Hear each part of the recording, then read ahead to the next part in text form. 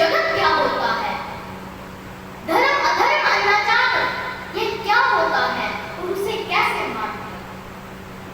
अरे लड़ाई भी थी तो परिवार वालों की लड़ाई थी, क्या बालक की लड़ाई थी और बदला लिया बालक से। अरे बालक तो सभी ही एक समान होते हैं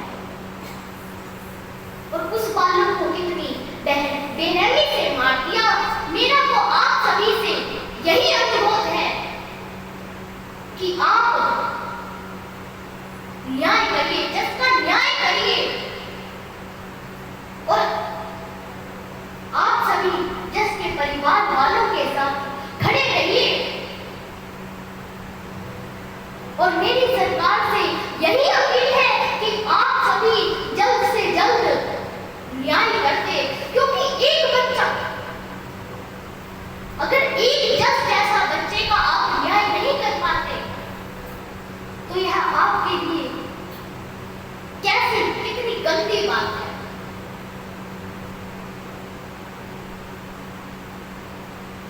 देखिए हमारा यह सनातन धर्म किस ओर जा रहा है। हमारा धर्म हमें यह नहीं सिखाता कि छोटे बालकों को ऐसे मार दो। हमें राम कथा क्या सिखाती है, हमें राम कथा यही तो सिखाती है। हमें राम कथा जीना ही तो सिखाती है। तो इसलिए कहते हैं कि आप सभी राम कथा सुनिए ताकि आप लोग जीना सीख जाएं। आप सभी जस के परिवार वाले लोगों का समर्थन करिए। आप सभी लोग उनके साथ रहिए। मेरी आप सभी से केवल यही ही प्रार्थना है। बोलिए सियावर रामचंद्र भगवान की। साधारण मानव का काम नहीं हो सकता। एक होशो हवास में कोई व्यक्ति बच्चे को इस तरीके से नहीं मार सकता, मेरी बुद्धि ऐसा स्वीकार नहीं करती है।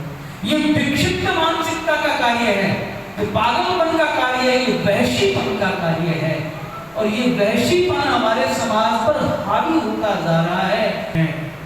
अपने महापुरुषों के द्वारा बताए गए मार्ग को छोड़ रहे हैं, इसीलिए ऐसा कार्य कर रहे हैं।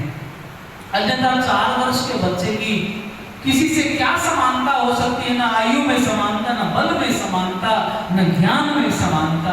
क्या उसका बैर हो सकता है किसी से? बहुत सुंदर बात अभी कनिष्का भारती जी ने कही है, उस बच्चे को न्याय मिलना चाहिए। और बुराई कब बढ़ती है? जब भलाई मौन हो जाती है। यदि जिन व्यक्तियों को ये कार्य बुरा लगा है वो उसके खिलाफ में नहीं बोलेंगे तो वो बुराई बढ़ेगी। कहते हैं कि दुष्ट का अत्याचार उतना, इस अनाचार इस अत्याचार का हम भरसक विरोध करें और जितना हो सके जहां तक पहुंच हो इस बर्बरतापूर्ण कार्य की निंदा करते हुए उस परिवार को न्याय दिलाने के लिए हम आगे आए। उस बच्चे की आत्मा को शांति प्राप्त हो, प्रभु के श्री चरणों में उसको स्थान मिले, इसके लिए एक बार हम 2 मिनट के लिए कथा को रोक करके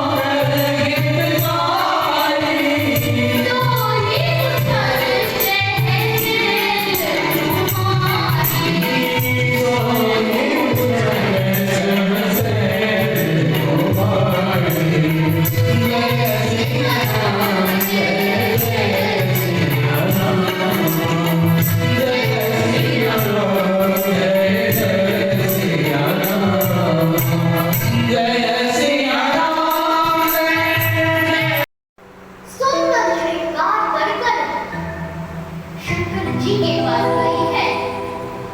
आज गोस्वामी जी ने बड़े सुंदर शब्द प्रयोग किए हैं, बड़े आदर के शब्द प्रयोग किए हैं। वही सम्मान किया है जो कुंभज ऋषि के आश्रम में जाते समय किया था। संग सती जगत जननी भवानी। आज उन्हें वही स्वागत कई शंभु पाई मां भवानी। कथा सुनने जा रही है ना, कथा जो सकल लौकिकारी सोई उछल जय शैल कुमारी। अब जो कथा सुनने के लिए जाएगा उसका तो स्वागत होगा ही।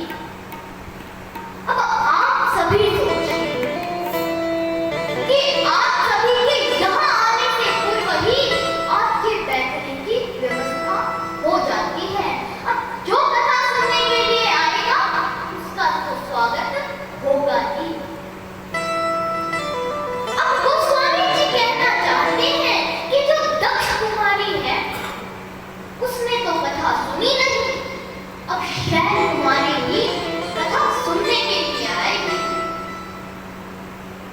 कहती है बुद्धिमान कथा नहीं सुन सकता, बुद्धिमान को किसी की बात नहीं सुनाती। अरे मेरी और आपकी तो क्या राम की बात भी नहीं सुहाती। बुद्धि चंचलता का प्रतीक है और पर्वत स्थिरता का प्रतीक है। अब स्थिर व्यक्ति कथा में बैठ सकता है, चंचल नहीं। अब जैसे ही पार्वती जी ने शंकर जी को प्रसन्न चित्त देखा तो बोली, प्रभु आज्ञा हो तो एक बात पूछूं। शंकर जी ने कहा कि एक नहीं 10 पूछो, आज बाबा बड़े प्रसन्न है ना। कितना आदर किया है। बोले कहिए कहिए क्या कहना चाहती हैं। पार्वती जी ने कहा कि भगवान अगर किसी का घर कल्प वृक्ष के नीचे और पहले गरीबी का जीवन जिए तो लोग क्या समझेंगे।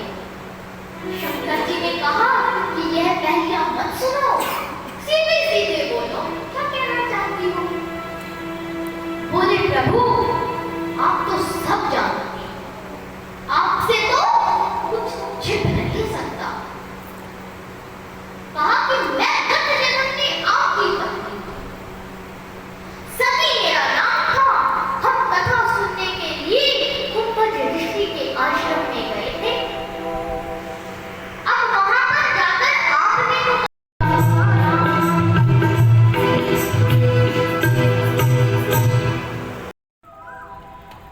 तस्वीरें मानव सेवा संघ की हम आपको दिखा रहे थे, जहां पर श्री राम कथा 8 अप्रैल से लेकर 16 अप्रैल कृष्णा भारती 10 वर्षीय जो बच्ची है उसके द्वारा की जा रही है। लोग जुड़ रहे हैं, लोग आ रहे हैं श्री राम कथा सुनने के लिए। लेकिन कुछ श्री राम कथा चलते चलते अचानक से 2 मिनट का मौन धारण क्यों करना पड़ा, हम आपको वो बता दें।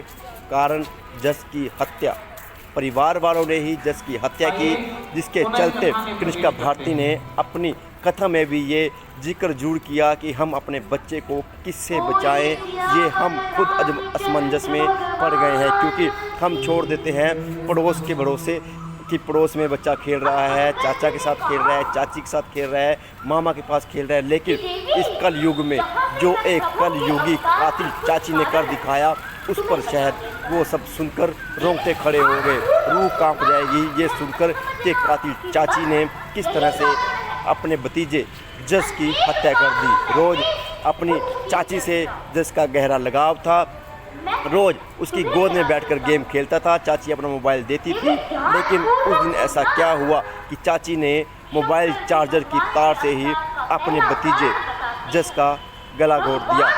अब देखना ये होगा, रिमांड पे लिया गया, देखना ये होगा कि सच्चाई क्या निकल कर आती है। इसके चलते इसका असर अब आज श्री राम कथा में भी देखने को मिला, जहाँ पे 10 वर्षीय कनिष्का भारती कथा का संबोधन थी वो कर रही है, और जो लोग हैं, श्रद्धालु हैं, वो भारी संख्या में पहुँचे हैं, कथा सुन रहे हैं। अपनी कथा में भी उन्होंने 2 मिनट का मौन धारण करने के लिए सभी को बोला, और जस की आत्मा को शांति के लिए भी कहीं ना कहीं लोगों से अपील की, और लोगों से ये भी कहा कि वो जस के परिवार का समर्थन करें, इस दुख की घड़ी में उनको संतावना दें, जीने की एक राह बताएं, ताकि परिवार पर जो दुखों का पहाड़ टूटा है वो कहीं ना कहीं ख़त्म तो नहीं किया जा सकता, लेकिन आपके सहयोग से उसको कुछ कम जरूर किया जा सकता है। तो इसी रहती हरियाणा के करनाल की पल-पल की अपडेट रहेंगी। खबर को स्वतः लाइक और शेयर जरूर कीजिएगा, और तमाम खबरों के लिए हमारे साथ बने रहिएगा। धन्यवाद।